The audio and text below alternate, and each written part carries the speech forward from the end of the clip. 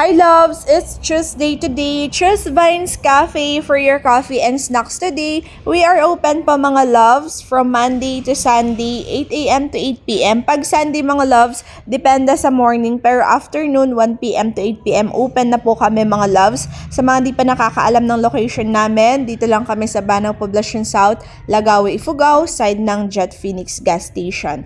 And shout out kay Romy Buyog. Thank you so much for coming here at Vines Cafe. And thank you for promoting. Thank you. Nakita ko yung post niya. And thank you so much po. And yan, let's make orders for today's video. So yung ginagawa ko dito is iced coffee. Nakalimutan ko na kung anong flavor yung first. Pero yung second is caramel macchiato, bestseller natin, and salted caramel macchiato.